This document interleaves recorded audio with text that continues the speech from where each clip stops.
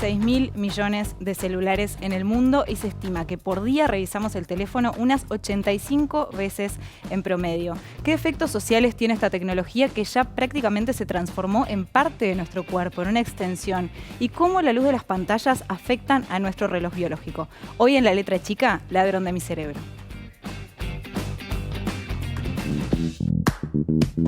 Cerebro, cerebro, gracias por estar en mi cabeza y no en mis rodillas, si no, no podría hincarme a rezar ni cumplir esa promesa que no puedo revelar. Gracias, cerebro, por dejarme. ¿Te has preguntado qué tan antiguo es tu cerebro? El cerebro humano ha estado evolucionando los últimos 500 millones de años. Hoy en día conocemos cómo funciona nuestra mente. Sabemos que usa miles de millones de conexiones, de células nerviosas, de receptores. Sabemos que la información que recogen nuestros sentidos se traduce en señales eléctricas. Sabemos qué partes del cerebro procesan estas señales, cómo se forman los recuerdos y cómo se controlan los músculos que nos llevan a la acción. Nuestra plasticidad cerebral, que ahora explicaremos lo que es una de las características más distintivas de nuestra especie. Es nuestra capacidad para que nuestro cerebro, con sus estructuras y todas las conexiones que hemos dicho que tiene, cambie, se adapte. Que una neurona, en vez de conectar con una, conecte con otra de repente y ese nuevo camino implique información distinta. Sin memoria no existimos. Entonces, la pregunta es, ¿dónde guardamos información? La respuesta obvia es en nuestro cerebro, pero te voy a contar un dato increíble. No solamente guardas información en tu cabeza, sino en la cabeza de los demás. Esa memoria se llama memoria transactiva. ¿Cuál es el problema? Que empezaste a hacer memoria transactiva no solamente con humanos, sino con tu celular. O cérebro eletrônico faz tudo, faz quase tudo, mas ele é mudo. O cérebro eletrônico comanda, manda e desmanda. Ele é quem manda, mas ele não anda. Que cérebro eletrônico nenhum me dá socorro com seus botões de ferro e seus olhos de vidro. El teléfono inteligente está en proceso de convertirse en el tercer cerebro, porque en realidad hay dos más. Está el cerebro que conocemos, el que está en la cabeza, y luego, recientemente, investigadores de biología han descubierto que había casi tantas neuronas y sinapsis en el vientre como hay en el cerebro. Nos damos cuenta de que el teléfono inteligente se hace cargo gradualmente de muchas características del primer cerebro. This is called the Google effect, and the basic premise is the more you think that you can Google information, the less your brain has to work towards internally encoding it as part of your knowledge. Knowing that you can Google it is a totally different brain process than knowing that you need to look that information up and have it as part of your brain. Es la primera vez en la historia que los hijos son menos inteligentes que sus padres. Y me refiero a inteligencia, capacidad de buscar, capacidad de discernir, encontrar dentro de toda la información y saber encontrar lo importante. Estamos en la era del exceso de información y de la falta de formación. Que cérebro eletrônico nenhum me dá socorro em meu caminho inevitável para a morte.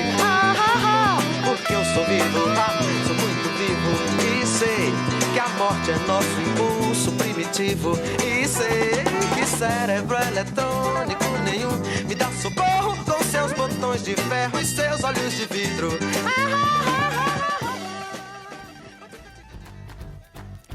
4 minutos pasan de las 9 de la noche y les damos la bienvenida a este nuevo programa de La Letra Chica. Corría el 9 de enero de 2007 cuando Steve Jobs presentaba lo que fue una revolución a nivel tecnológico, el primer smartphone, el primer teléfono inteligente, el iPhone, que contaba con varias cosas nuevas, como por ejemplo tenía buscador de internet, también funcionaba como un iPod, tenía pantalla táctil, bueno, cambió muchas cosas. Más allá de esta revolución reciente, pues estamos hablando de 2007, y sus consecuencias, obviamente la irrupción de la tecnología y los efectos sociales de este fenómeno también tienen un carácter más histórico. Y para empezar a meternos, y también filosófico, para empezar a meternos en esto, recibimos a Gustavo Pereira, columnista de La Letra Chica, doctor en filosofía y también docente de la Universidad de la República. Buenas noches. Buenas noches, Maite. Bueno, tema importante. Hablábamos de efectos sociales de la tecnología. Arranquemos como por esa parte un poco más histórica, sí. Quizás. Bueno, cuando hablamos de tecnología, creo que tenemos que pensar en destrezas humanas que se objetivan en algún tipo de artefacto y que permiten que nuestra condición de seres vulnerables y frágiles, bueno, se enfrente a la naturaleza, ¿sí? A las circunstancias que impone la naturaleza, históricamente, ¿no?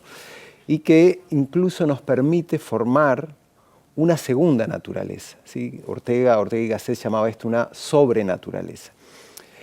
Y en esta forma de superar estas circunstancias que son adversas o que han sido históricamente adversas, bueno, hemos tenido como distintos momentos de conciencia de los efectos sociales que tienen estos artefactos. Yo creo que hay uno que es muy importante o muy distintivo y que es el del ludismo. Es decir, cuando los artesanos se enfrentaron a las máquinas, a los telares, y los destruían, ¿sí?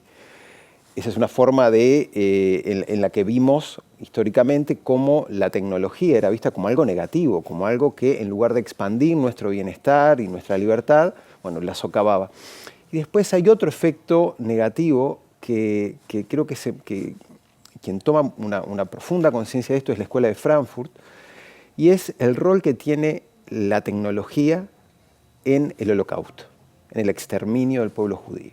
¿Sí? Es decir, toda una planificación, todo un trabajo con la tecnología puesta al servicio de lo peor del ser humano. Claro, después vamos a meternos en lo ético y el bien y el mal, pero claro, Sí. es clave. Pero también lo otro, ¿no? Es decir, la tecnología nos ha permitido a lo largo de la historia efectivamente expandir nuestro bienestar, expandir nuestra libertad, por lo que creo que tal vez podríamos pensar en... Para meternos un poco en lo que está presente en la apertura del programa, en cómo manejamos la tecnología. ¿Sí? Es decir, ¿la tecnología es en sí misma perniciosa o es en sí misma beneficiosa?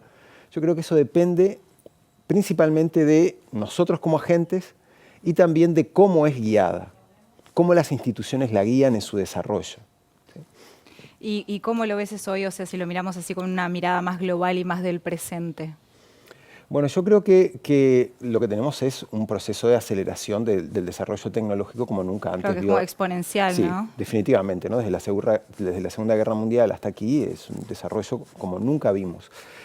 Y que eso creo que tiene muy poco gobierno. Es que debe ser bravo también ir atrás de eso, que es cada vez más rápido y cada vez hay más, sí. y por lo general, yo qué sé, legislar es un trabajo que demora, ¿no? Sí, estamos de acuerdo. Hay que ayornarse. Pero quien determina la dinámica de desarrollo, de desarrollo tecnológico, es principalmente el mercado. Entonces, lo que vemos es grandes desarrollos tecnológicos puestos al servicio de, bueno, quienes pueden pagarlo. Y bueno, y hay cosas que son positivas, porque bueno, el mercado no es en sí mismo algo negativo, pero también quedan como muchos espacios o muchas zonas que nos llevan a preguntarnos, bueno, ¿qué tal si la inteligencia artificial estuviese puesta al servicio del desarrollo? O al servicio de los objetivos del milenio, ¿no? Los objetivos de desarrollo sustentable, que seguramente hay, pero claramente es muchísimo menos que la inversión en tecnología en otras áreas, ¿no? Por ejemplo, en las tecnologías de la información y demás.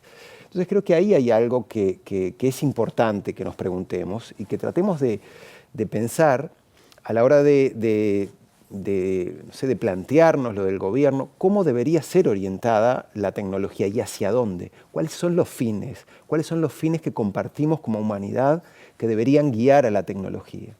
Pero eso no está planteado actualmente. No. Si venimos un poco a lo que son las relaciones personales, ¿cómo esta irrupción de este desarrollo exponencial tecnológico nos ha afectado en este cara a cara también? Sí, creo que las relaciones interpersonales están como fuertemente mediatizadas por el desarrollo de estos dispositivos, ¿no? Principalmente por parte de los teléfonos inteligentes que nos permiten conectarnos desde una charla con un amigo hasta para buscar pareja, ¿no? Cosas por el estilo. De todo, ¿no? O sea, ordenar la comida.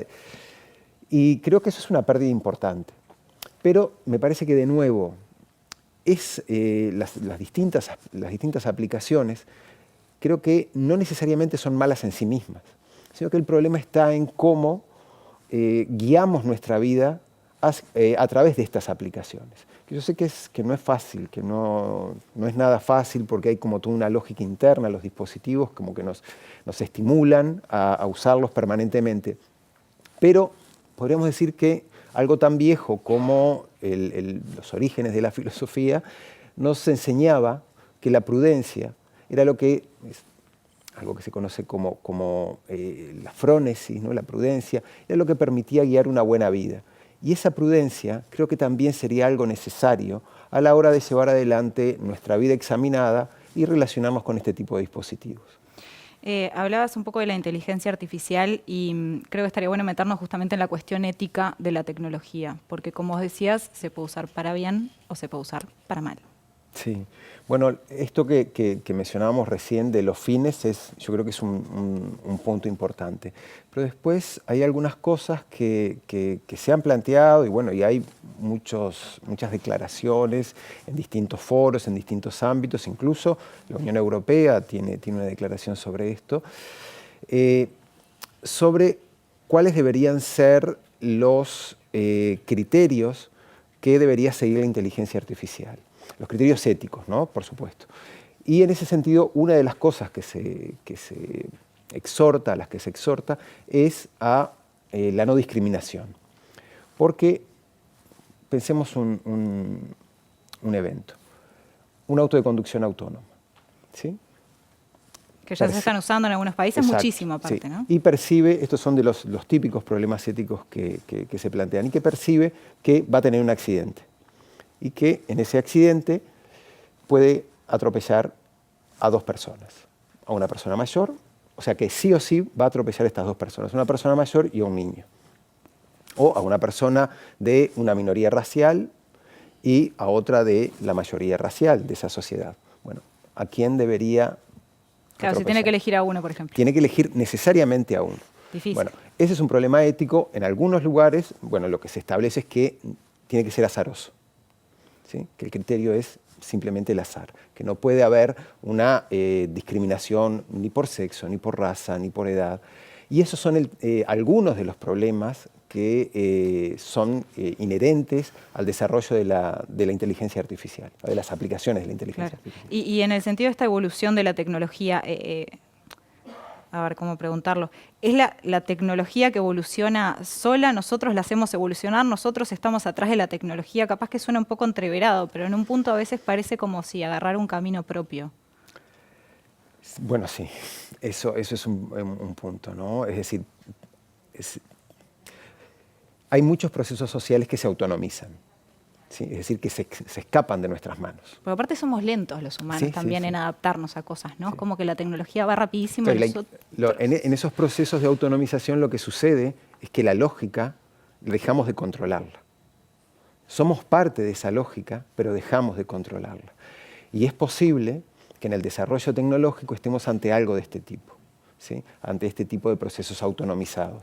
¿Qué significa que nos pase esto con la lógica? Y significa que, primero, no podemos establecer eso que yo decía al principio, un control, una orientación normativa, una orientación por fines compartidos, porque la tecnología misma es la que termina imponiéndolos. Por eso la urgencia o la gravedad del problema o de la necesidad de que la tecnología sea gobernada no por las leyes del mercado, sino por acuerdos a los que podamos llegar, ¿no? Acuerdos intergubernamentales, acuerdos internacionales, que, reitero, que nos permitan domesticar a estos procesos que en muchos casos se nos van de las manos. Claro, si no pasa como las películas que cobran vida solos y después nos gobiernan. Cuando uno lee muchas veces sobre tecnología y sobre estas cuestiones, ¿no? Del poder, del desarrollo y de la tecnología en pos de la persona o no, en pos de los humanos, en pos de la evolución o no, se lee mucho sobre transhumanismo. ¿Qué vendría a ser esto? Bueno, el transhumanismo es la proyección de la tecnología para el mejoramiento humano. Y ahí tenemos dos caminos y son como bastante, bueno, algunos son de ciencia ficción, pero ya no tanto. Ese mejoramiento humano puede tener que ver con el contrarrestar discapacidades, por ejemplo, podemos pensar en una bomba de insulina, ¿sí? Que es un dispositivo tecnológico que está a disposición de todos nosotros, en el caso de que se necesite. Pero también el mejoramiento humano puede tener que ver con una potenciación de ciertas capacidades. Por ejemplo, capacidades cognitivas. Se habla hasta de chips en el cerebro, ¿no? Creo que es Elon Musk. Por ejemplo. O también podemos pensar en un mejoramiento genético, ¿sí? Son los viejos problemas de la eugenesia. Y ahí hay como dos posiciones fuertes. Están quienes aspiran a presionar lo máximo posible por ese mejoramiento humano, esto que decís vos, de chips en el cerebro, o prótesis robóticas, o mejoramiento... O desde antes, incluso creo que hay algunos países donde si uno elige tener un hijo, hay cuestiones hasta genéticas, que uno puede elegir cómo prender o apagar. Bien, y ese es uno de los problemas. El otro esa es una de las posibilidades, que los que se conocen como bioconservadores, que resulta ser que los filósofos más interesantes están dentro del grupo de los bioconservadores, cancelan ese tipo de posibilidades. Es decir, lo que dicen es, nosotros no podemos tomar decisiones por nuestros hijos. Y nosotros no podemos tomar decisiones como si estuviéramos en un supermercado genético o guiarnos por algún tipo de moda que determine el futuro de nuestros hijos. Entonces, esta posición, que podríamos decir que es prudencial, pretende evitar o pretende capitalizar un aprendizaje histórico. Y es que la tecnología ha generado verdaderas catástrofes en la humanidad. Y ese aprendizaje histórico lo que nos dice es que ante la posibilidad de usar todo el potencial tecnológico, deberíamos inhibirlo. ¿Sí? Deberíamos actuar en términos mínimos o justamente en términos prudenciales. Que ahí lo ético claramente atraviesan todo, ¿no? Otra cuestión que estaba pensando cuando hablabas de esto, ¿no? Estas posibilidades de mejoramientos, me acordaba también de la operación de ojos que se hace, que es fantástica, que muchas personas no ven bien y se operan y les ponen un lente nuevo y ven fantástico como si tuvieran, no sé, 5 años, ponele. Pero el tema es quiénes acceden a estas posibilidades, sea una operación de ojos, sea una bomba de insulina o estas otras cosas también como desarrollos cognitivos más potentes. Hay una cuestión de desigualdad también que atraviesa la tecnología, entonces. Sí, definitivamente. Sí. La tecnología, como todo en nuestro mundo, está atravesado por relaciones sociales y estructuras sociales que pueden ser más o menos injustas. Y eso se reproduce en el acceso a algún tipo de tratamientos, ¿no? De tratamientos sofisticados que solamente están disponibles para quienes pueden pagarlo. No ya el mejoramiento humano, no ya esta idea de transhumanismo, sino simplemente... Eso ya es para gente con más... que saben de estar en eso, pero gente con más plata todavía. Pero para cuestiones que son como que identificamos como requerimientos de salud, simplemente hay tratamientos que solamente pueden pagarlos algunos y otros no.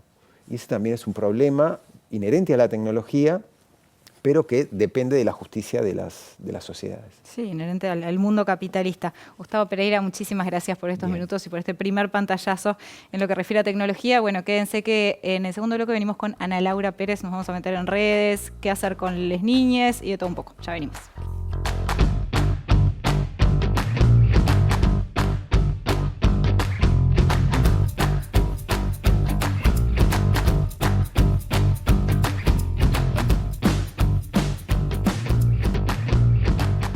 Seguimos hablando de nuestro vínculo con la tecnología y en este segundo bloque, como decíamos, recibimos a nuestra columnista, la periodista Ana Laura Pérez. Ana, ¿cómo estás, Maite? Muy bien, contenta de estar contigo acá.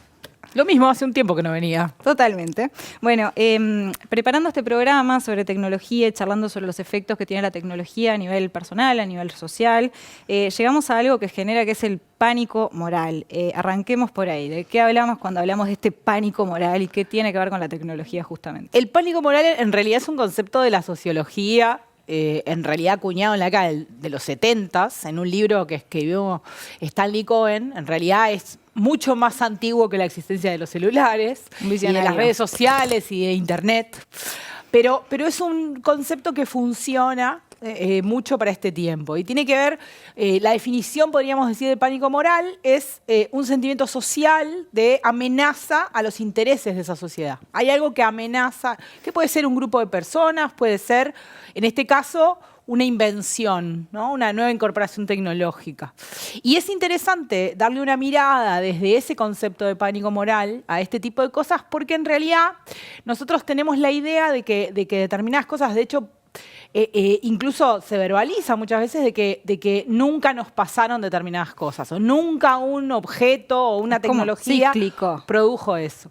Y si vos lees diarios de otras épocas o textos o investigaciones, por ejemplo, la radio produjo enormes temores alrededor de cosas que podía generar, el automóvil, ni hablemos, no esto que hablábamos antes, sino el automóvil manejado por humanos, ¿no? La invención del automóvil. En general, el pánico moral no se define por el miedo, sino como esta idea del atentado, de algo que cambia, ¿no? Atenta a nuestra estructura establecida a la que estamos acostumbrados. Exacto. Y aparecen palabras repetidas, que también es interesante, ¿no? El uso de palabras como decadencia, como crisis, ¿no? Y se utilizan, por ejemplo, cosas que marcan también la existencia de pánico moral, estudios de caso, ¿sí? Que a veces no están del todo bien armados o bien hechos, que no son representativos, o estadísticas que se utilizan mal, ¿no? Hay como un estado de situación, un estado de cosas alrededor del daño que esta tecnología nos va a hacer. Por ejemplo, es muy representativo de esto aplicado a este momento. Una película, un documental que se estrenó en Netflix hace un tiempo, que generó, o sea, estuvo entre las más miradas, no solo en Uruguay, sino en Estados Unidos y en un montón de países, que se llama El dilema de las redes o The Social Dilemma en inglés. Y ahí aparecen, que también es un fenómeno bastante común, ex ejecutivos de Google, de Facebook, ¿no? Alertando sobre ciertos peligros. Y el protagonista del documental, que pues el que aparece más, que se llama Tristan Harris, que es un ex responsable de ética e integridad de Google, dice una cosa muy interesante. En un momento dice, esto no pasó antes, no pasó cuando se inventó la bicicleta, que la gente tuvo miedo de la bicicleta. En realidad sí pasó. La gente tenía miedo de la bicicleta. Cosas muy graciosas como la bicicleta implicó, es interesante esto, la bicicleta implicó una liberación sobre todo para las mujeres, porque para poder andar en bicicleta te tenías que sacar el corsé, te tenías que sacar la ropa incómoda para poder subirte a la bicicleta. Hablando de estructuras que ponen nerviosos que se rompan. Y entonces el pánico moral iba en derredor de que la bicicleta iba a generar un aumento de la masturbación por la relación entre el asiento y el órgano reproductor y un aumento de la prostitución. O sea, entonces, en realidad, cuando uno empieza a mirar esas cosas, dice, bueno, sí, siempre tuvimos miedo de una incorporación tecnológica. Entonces, ¿esto quiere decir que lo que yo estoy diciendo es alegremente incorporemos sin criterio? No, pero también no pasarse como al otro extremo, que es esta cosa de temer siempre y de generar como un estado de pánico social respecto del ingreso de nuevas tecnologías. Hay una cuestión con los jóvenes y en esto, porque pienso también en generaciones más grandes que quizás les cuestan más algunos cambios y que empiezan a decir, son generaciones perdidas que se vienen, porque con esto nuevo lo que va a pasar va a ser terrible y no sé, la televisión, entonces los gurises van a ser todos unos tarados que van a dejar de leer, no sé, cosas así, ¿no? Claro. Se les mira mucho. Y en el tape de inicio había como aparecía esto, ¿no? De nunca, o sea, es la primera vez que los niños son menos inteligentes que los padres. Ahí es interesante pensar qué definimos como inteligencia y qué consideramos inteligencia. Y también se mezcla el pánico moral y este concepto que explicábamos con la juventud. Y también esa mirada paternalista y juzgadora de las nuevas formas de hablar, las nuevas formas de consumir, las nuevas formas de relacionarse entre los jóvenes y los niños y los adolescentes. Sí, como no lo entendemos nos ponen nerviosos. Exactamente. Ana, sí hay cambios que se están generando con esto y en algunos casos son incluso biológicos, o sea, desde posturas hasta nuevas enfermedades. ¿Qué es lo que pasa con esto? Claro, la incorporación de tecnologías de este tipo y la relación en particular con el celular, ¿no? Un poco después... Bueno, los dos lo tenemos al lado. Exacto, lo tenemos acá. Después en el tercer bloque vamos a hablar del sueño de las pantallas, ¿no? Ahí esa parte es interesante, pero Bettina sabe muchísimo y lo va a explicar precioso. Pero, por ejemplo, genera cuestiones que tienen que ver con lo postural. Hay incluso ya modelizados lo que se le dice de varias maneras distintas, pero se le dice el síndrome del cuello roto o el síndrome del cuello texto, por ejemplo, o cuello smartphone, ¿no? Y es esta cuestión de cómo nuestro cuerpo empieza como a ir en dirección a este tipo de gestualidades, tendinitis en las manos y en los dedos por el uso del teléfono, aumentos de contracturas entre niños y adolescentes por el uso excesivo de pantallas o de videojuegos o de tabletas, dolores de cuello y cuestiones de ese tipo, sedentarismo, que también ayuda a la aparición de estas cosas en relación con eso. Pero ¿es directamente culpa de las pantallas? En realidad, no. Lo que pasa es que cuando uno adquiere un objeto nuevo, una tecnología nueva y la incorpora con lo que hablaban en el primer bloque, con la velocidad con la que lo incorporamos, también hay que ir aprendiendo cómo relacionarse con eso.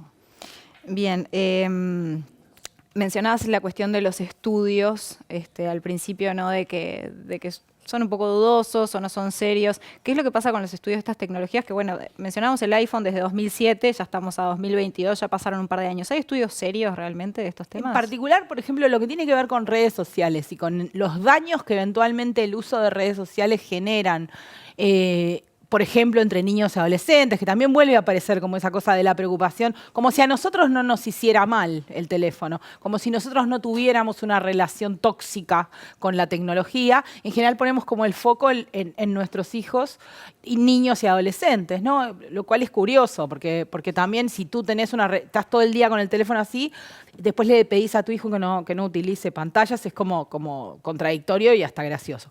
Pero sí, es interesante porque todavía no hay estudios serios que demuestren que efectivamente las redes sociales generan daño.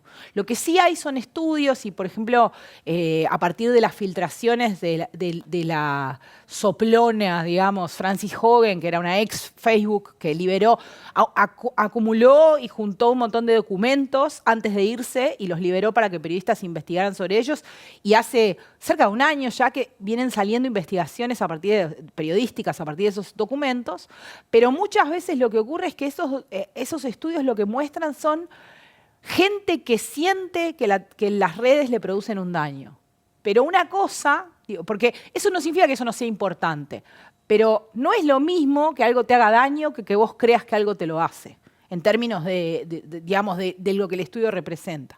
Entonces ahí se viene tratando de investigar. Ocurre que muchas veces no se puede investigar porque, por ejemplo, en el caso de las redes sociales y de las plataformas, son en general cerradas y no permiten el acceso a esa data a los investigadores para que puedan trabajar. Sí, igual, ¿no? Sí, pero de hecho se viene pidiendo desde montones de organizaciones en montones de partes del mundo y universidades. De hecho, por ejemplo, hubo episodios muy duros donde Facebook directamente percibió que había universidades norteamericanas y áreas específicas haciendo investigaciones, diseñando tecnología que permite levantar datos para hacer estudios y diseñó mecanismos tecnológicos para impedir el levante de esos datos y hubo polémicas en torno a eso. Entonces, sería interesante poder investigar ese tipo de cosas y efectivamente poder ver si generan determinados daños o no.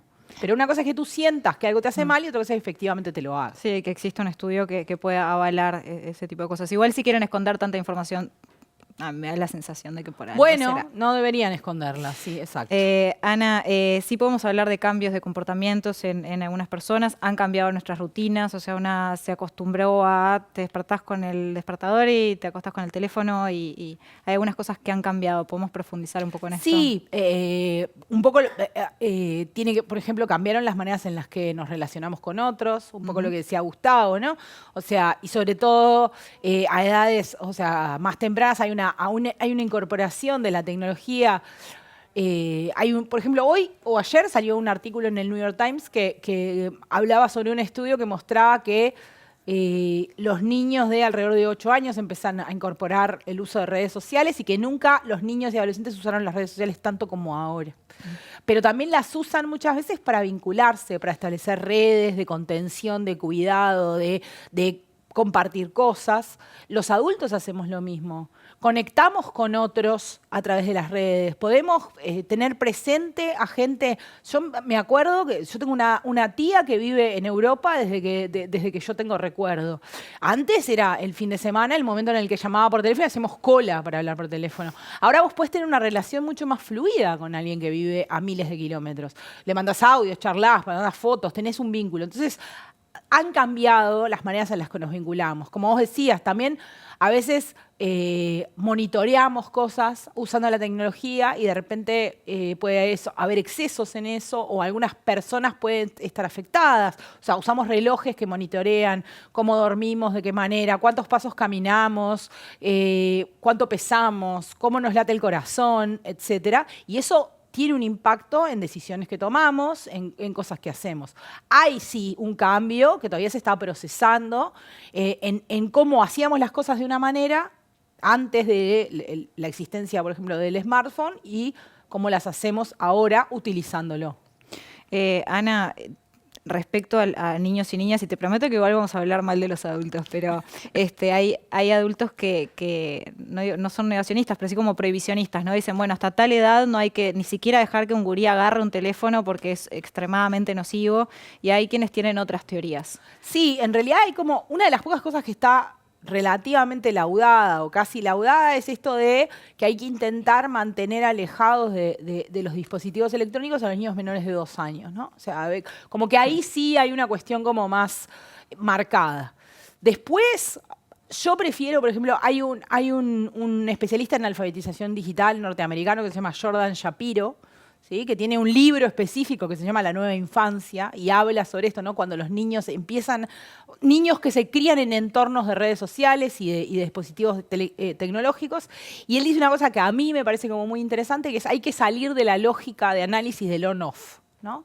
Hay que salir de esa cosa como de no tecnología o sí tecnología. Hay que empezar a trabajar, porque en la medida que vos le bajás mensajes que implican no le des el teléfono a un niño a determinada edad, todos sabemos que la mayoría de los casos se lo terminás dando. Pero no construís a nivel de la opinión pública cuál es la manera sana de dárselo eventualmente, o la manera menos nociva, si se quiere. Entonces, él lo que dice es, tenemos que empezar a pensar en eso, en el cómo. En el que no es lo mismo cualquier cosa que ocurra dentro de un dispositivo de este tipo. No es lo mismo, como no es lo mismo cualquier libro que leas, y no es lo mismo darle a un niño un determinado libro y no otro, o que escuche un programa de radio y no otro, o que mire un programa de televisión y no otro. Esto es lo mismo, es empezar a trabajar en el que se consume. Obviamente, además, regulando las cantidades de horas.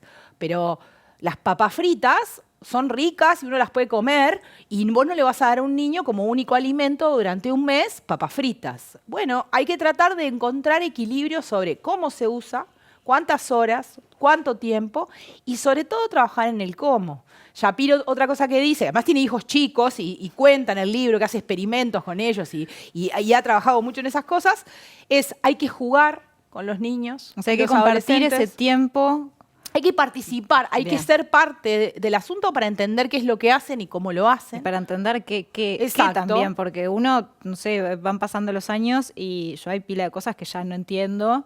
Hay lenguajes, maneras de contar que son propias de determinados entornos tecnológicos, que para poder entenderlos hay que participar, hay que ser parte de eso. ¿Sí? Y lo otro que él dice, que es bastante polémico en esto que vos decías, de gente que dice que nada, y por ejemplo en su momento mucho se habló de que los propios fundadores o estrellas de Silicon Valley, ¿no? Donde están las empresas de tecnología más importantes, no le daban a sus hijos los dispositivos. Entonces, si Mark Zuckerberg no deja que sus hijos usen redes sociales, atento, ¿no? Qué miedo. Él lo que dice es, yo no creo que la edad correcta para dejar que los niños empiecen a usar redes sociales son los 12, 13 años, que es la edad que se maneja muchas veces, porque él lo dice medio en broma o medio en serio, dice, a esa edad empiezan a no darte bolilla. empezás a ser un tarado que no sirve, que dice cosas que dan vergüenza, y entonces de repente no es la edad para empezar ese proceso. Lo que dice es, hay que dárselos un poco antes, y hay que acompañarlos en ese proceso, para darles herramientas para entender que hay usos que son adecuados, que hay tiempos que son adecuados, a que racionalicen, a que tomen decisiones, a que maduren su funcionamiento en ese entorno, como les enseñamos a cruzar la calle. Confianza, conocimiento, compartir. Así como vos le enseñás a tu hijo a cruzar la calle, le tenés que enseñar a usar YouTube. A entender cómo funciona YouTube, quién lo ve, quién no lo ve, qué es lo que tiene enfrente, etc. Entonces, de esa manera se produce como un proceso donde él siente que te puede contar y que te puede mostrar, y no esa cosa que muchas veces termina pasando, y es que los adolescentes se hacen cuentas en redes o lo que sea, a escondidas y en secreto de sus padres. El Finsta. Yo me enteré mucho tiempo después que era un Finsta. Claro. Que es una cuenta falsa de Instagram para quienes no saben. Claro, bueno, eso igual también es porque hay cosas que en la adolescencia vos no querés que tus padres sepan. Claramente. ¿No? Y entonces eso es como otra vez, hacerse la cuenta legal y la ilegal, digamos. Ana, hablemos ahora para cerrar, sí, de los adultos, porque, bueno, está el uso de los niños y las niñas, pero nosotros convengamos que nadie nos enseñó, decimos en generaciones donde tener un celular no era lo común, un smartphone menos. ¿Qué nos pasa a nosotros y cómo podemos quizás mejorar nuestro vínculo con el teléfono, que es como una extensión de la mano? Es que es un poco lo que decíamos, ¿no? O sea, muchas veces nosotros... Pasa como con las verduras, ¿no? O sea, vos le decís a tu hijo que tiene que comer brócoli, pero vos no lo comes. Entonces, pasa muchas veces con el teléfono eso. O con la tableta o con la computadora. Tú le decís a tu hijo que no consuma pantallas con la cabeza atrás de una, ¿no? O sea, y teniendo una relación problemática con eso, ¿no? Hay también que pensarse como un modelo en ese territorio. Y lo que nos pasa es lo que decías vos, que nosotros en otros territorios somos adultos y tenemos herramientas, pero nosotros, las generaciones que no nos criamos en esto, también estamos como aprendiendo. También por eso se producen esos fenómenos de una especie de desnorteo muy fuerte o de miedos muy fuertes respecto de cómo incorporar tecnología con niños, ¿no? O sea, nos da mucho miedo a nosotros porque nosotros no sabemos bien qué es lo que está mal y qué es lo que no. Sí, quizás muchas veces incluso lo manejamos mal. Exactamente. Yo estoy muy lejos del teléfono y me genera ansiedad. Exactamente. Real. Entonces también revisar nuestra relación con el teléfono. Que si nosotros le pedimos a nuestros hijos que tengan relaciones sanas y que piensen para qué lo usan y hasta qué momento, esta cosa de construir esa idea de que yo lo uso para algo concreto en lo que tengo claridad, pero de repente pasa una hora que tuve el teléfono y no sé qué pasó en el medio. Bueno, tratar de construir eso, ¿no? Desde cosas como hay que pueden parecer, pero poner una canastita en la puerta de la entrada de la casa y así como pones las llaves, poner el teléfono y abandonarlo y hacer el ejercicio de irlo abandonando, ¿no? Un rato, ¿no? Nadie está hablando de prescindir forever, pero abandonarlo hasta, por ejemplo, no llevarlo al dormitorio, ¿no? Que también, después cuando hablen de sueño, van a ver que afecta. Comprar un despertador de los de antes. Usar un despertador, de repente, no sé, pero que también entender que somos un ejemplo y que el discurso a nivel verbal no funciona con tanta claridad como el acto. Sí, que a nosotros y nosotras nos haría bien también mejorar nuestro vínculo con los teléfonos. De mi caso, seguro. Ana Laura Pérez, muchísimas gracias. Y en el tercer bloque de La Letra Chica nos vamos a meter con la ciencia, con qué pasa con nuestro cerebro, cómo estas pantallas, estas luces nos afectan nuestros ciclos de sueño. Así que quédense que ya venimos.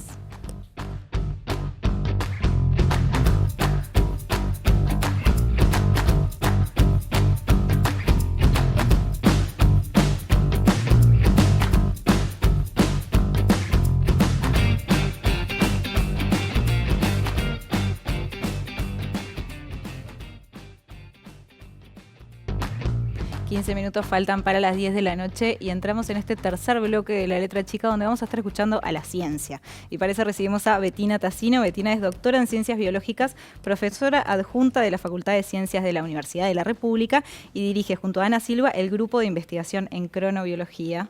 Bienvenida. Buenas noches, gracias. Vamos a arrancar por el principio. Primero, ¿cómo funciona esto del reloj biológico que tenemos todos y todas adentro? Sí, lo tenemos todos los seres humanos. Pero además lo compartimos con la gran mayoría de los seres vivos que habitamos este planeta. Y eso es una particularidad justamente porque habitamos este planeta que en su movimiento de rotación genera una alternancia entre el día y la noche, entre la luz y la oscuridad. Y esas condiciones, en definitiva, han sido condiciones que pautaron la evolución de la vida sobre la Tierra, ¿no? Entonces, eso nos pone como en un lugar de que estos mecanismos el reloj biológico, en definitiva, es un mecanismo de cronometraje del tiempo que tenemos los seres vivos, está muy atado a estas condiciones que son tan ancestrales, ¿no? En los mamíferos en particular, y obviamente en los seres humanos, este reloj biológico funciona y, como todos imaginarán, tiene como su centro en el cerebro, ¿no? Recibe la luz a través de la luz que llega a nuestros ojos, ¿sí? Llega a esa zona del cerebro, al hipotálamo, a un conjunto de neuronas muy particulares, impacta en ese núcleo que funciona como una especie de director de orquesta de las actividades y de los ritmos de todo el organismo. Es algo así como un reloj maestro que pauta las actividades que ocurren en nuestro organismo y que tienen una pauta rítmica, que son cíclicas y que ocurren en estos periodos de 24 horas. A eso es lo que llamamos ritmos circadianos, ¿sí? Porque son cercanos a lo que ocurre en un día. Tenemos muchas actividades de esas que ocurren en nuestro organismo. La más evidente es el ciclo sueño y vigilia. Dormir o despertarse. Dormir y despertar. Pero hay otras, por ejemplo, ¿cuáles son las otras? Por ejemplo, la temperatura corporal es imperceptible para nosotros, pero la temperatura corporal también tiene una ritmicidad circadiana. A eso de las 7, 7 y media, 8 de la noche es nuestro punto máximo de temperatura corporal y alrededor de las 3, 4 de la mañana es nuestro punto mínimo de temperatura corporal. Y es un ritmo que ocurre todos los días de lo que ni nos enteramos, ¿no? Claro, por eso a veces cuando estamos con fiebre, por ejemplo, de tardecita es el momento donde más la sentimos. Exactamente. Y Bettina, ¿qué pasa cuando esta cosa tan ancestral, tan importante, ¿no? Cuando confundimos a este director de orquesta con otras luces? Por ejemplo, el tema de las pantallas, porque vos no hablaste necesariamente de luz solar. No, ahí hay otras. Claro, la luz, el mensaje es que la luz es tiempo para el reloj biológico, ¿no? La luz es la pauta del ambiente que está sincronizando nuestro reloj justamente con lo que está pasando afuera.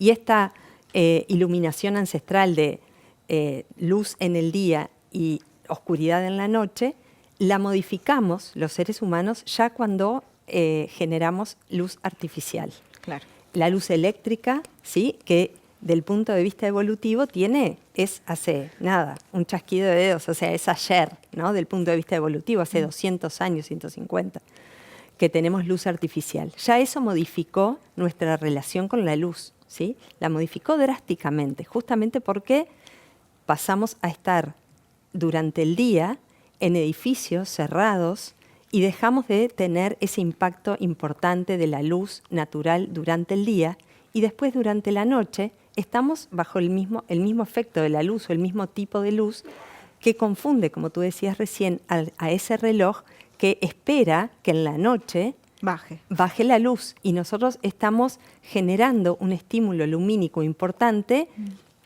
que lo que hace es poner alerta al reloj. ¿Y cómo ocurre esto? Bueno, porque durante el día la luz genera un efecto muy importante sobre la producción de melatonina, ¿sí?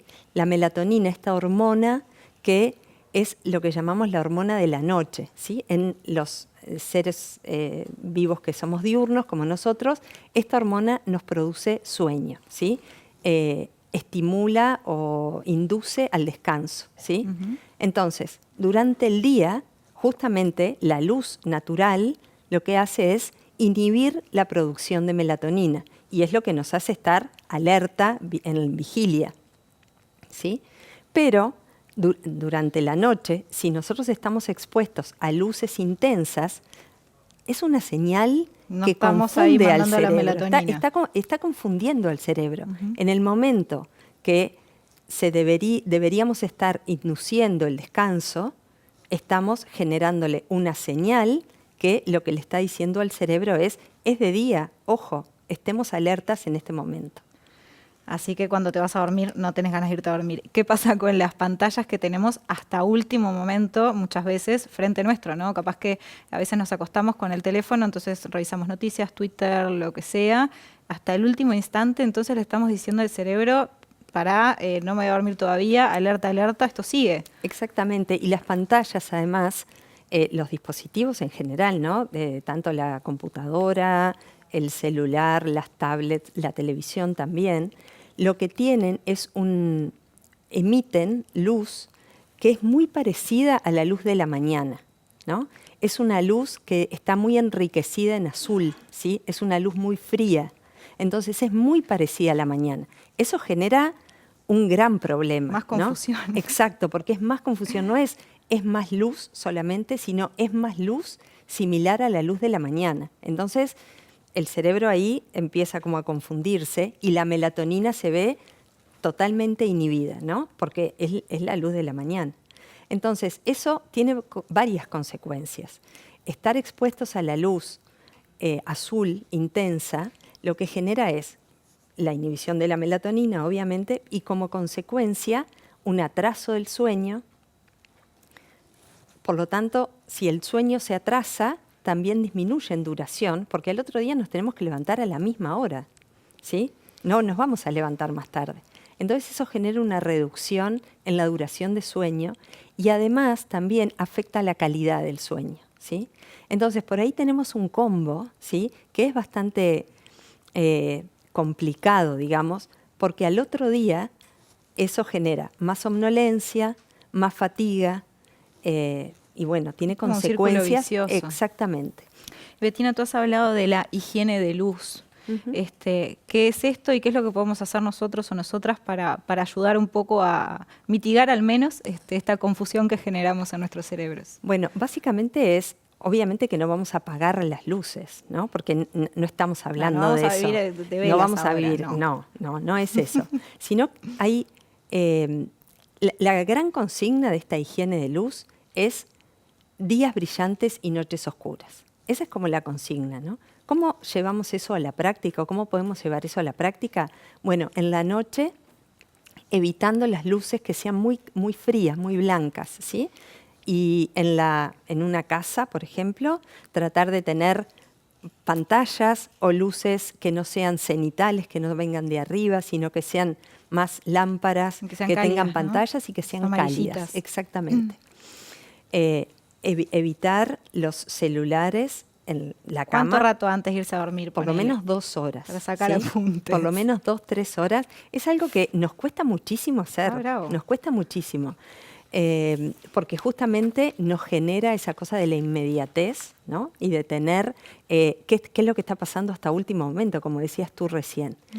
En el caso de que sea imprescindible estar con celular en la noche, la idea es que le podamos bajar la intensidad de la luz, por un lado, que le podamos poner estos modos nocturnos que tienen filtros que también evitan que la emisión de luz azul y generan una pantalla que es un poco más cálida. Sí, te cambian los colores también. Exactamente, que sea más cálida. Lo mismo en las laptops, en las computadoras, también intentar ponerles esos filtros. Son aplicaciones que ponen una pantalla que a veces nos resulta hasta un poco incómoda, porque es una pantalla que es demasiado naranjita, ¿no?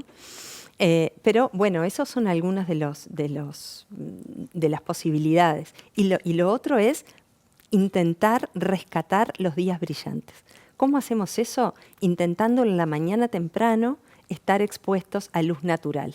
Una media hora, un baño de luz natural de mañana, lo que genera justamente es ese contraste entre noches oscuras y días claros, que es lo que perdimos con la luz artificial. Entonces, restaurar ese contraste entre la noche oscura y el día brillante es parte de lo que llamamos esta higiene de luz. Me voy a meter con la cuestión de niños y niñas más adelante, pero en esto me quedé pensando, porque tú cuando estuviste el año pasado en La Letra Chica hablaste de los búhos y las alondras, creo que eran, sí, ¿puede exactamente. ser? esto va más allá de eso, ¿no? De ser búho, de ser alondra, el hecho de que de este sobreestímulo y esta confusión, porque yo soy más búho, entonces digo, bueno, a mí me gusta más acostarme sobre la 1 de la mañana, quizás hay más sobre las 10 de la noche, va más allá de eso incluso. Sí, el tema de lo que tú decías de los búhos y las alondras es lo que llamamos cronotipos, o sea, esa variabilidad individual que hay en las preferencias de dónde ubicar el sueño.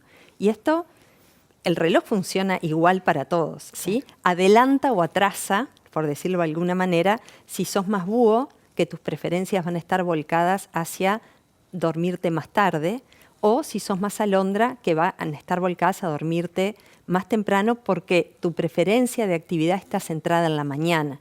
Entonces te vas a levantar temprano, claro, sin despertador, solo, en forma espontánea. No me pasa eso. Bettina, yendo a lo de niños y niñas, así como hay recomendaciones para los adultos, ¿qué recomendaciones hay en ese sentido? Vos mencionás mucho los libros, que es algo que es lindo rescatar. Sí, el tema de los niños hay mucha evidencia, pero en 2018 particularmente, un trabajo de Lamisa Kassem, ¿sí? una investigadora, fue como lapidario en demostrar cómo la luz en la noche afecta el sistema circadiano de los niños y las niñas. Y lo que demostró ahí, que fue muy impactante, es un experimento en el que se les proyecta luz a los niños y las niñas y después se les mide su melatonina. Es muy sencillo porque se mide la producción de melatonina en saliva, ¿tá? Entonces no es nada agresivo, es poco invasivo, es una metodología que nosotros también usamos, ¿no? Que es tratar de detectar la melatonina en saliva. Entonces, lo que ocurre con los niños y las niñas es que una intensidad de luz que a los adultos los afecta poco, a los niños los afecta mucho. O sea, lo que descubren estos investigadores y estas investigadoras es justamente que la sensibilidad de los niños y las niñas al efecto de la luz es mucho mayor que la de los adultos. Y eso nos pone de alguna manera con un antecedente que es muy importante para generar recomendaciones, por ejemplo, para la consulta pediátrica, ¿no? Que es dispositivos en la noche, no.